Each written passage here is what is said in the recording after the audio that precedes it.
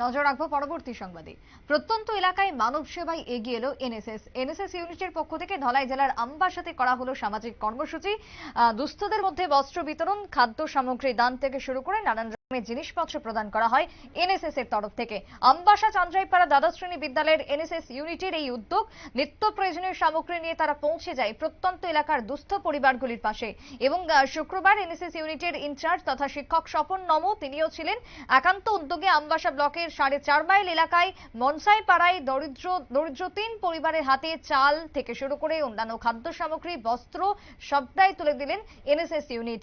স্বাভাবিকভাবে খুশি প্রত্যন্ত এলাকার গিরিবাসীরা। কি বক্তব্য আমবাসা থেকে উঠে এসেছে শুনুন।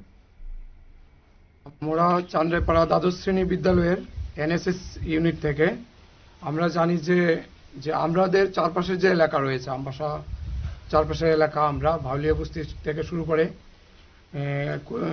কলোনি থেকে শুরু করে আমবাসা রেল স্টেশন পাড়া, টিআরটিসি পাড়া, সমস্ত জায়গাতে আমরা সারা বছর ধরে কোনো কোনো কাজ, কোনো না কোনো কর্মসূচি, বৃক্ষরোপণ কিংবা ওষুধ বিতরণ কিংবা বস্ত্র বিতরণ কিংবা চাল বিতরণ কিংবা সাফাই করা, বিভিন্ন কাজ করে থাকি আমরা এনএসএস ইউনিট। কিন্তু আমাদের আমবাসা থেকে প্রায় 8 কিলোমিটার দূরে অবস্থিত যে বস্তিগুলি রয়েছে, বিশেষ করে আমাদের উপজাতি ভাই বোনেদের যে এলাকাগুলি রয়েছে, তা এত প্রত্যন্ত যে ওই জায়গাতে তেমনভাবে পানীয় জল নেই, বিদ্যুতের ব্যবস্থা নেই, হাসপাতাল নেই, বিদ্যালয়ও এমন, তাদের বাড়ি এত দূরে দূরে, একটা বাড়ি থেকে আরেকটা বাড়ি ধরতে গেলে 1 কিলোমিটার।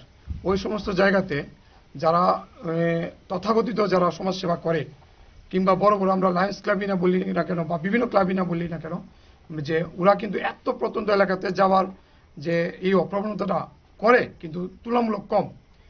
সেই ক্ষেত্রে আমাদের মনে হলো যে আমরা ভেতরে যে জায়গাতে লোক খুব কম পৌঁছে, যে জায়গাতে আমরা কোনো গাড়ি করেও পৌঁছবে না, অন্ততপক্ষে হাঁটতেই আমাদের 5 কিলোমিটার হাঁটতে হবে, সেই সমস্ত এলাকাদের যদি আমরা সাহায্য করতে পারি তাহলে বোধহয় একটু অন্যরকম হবে।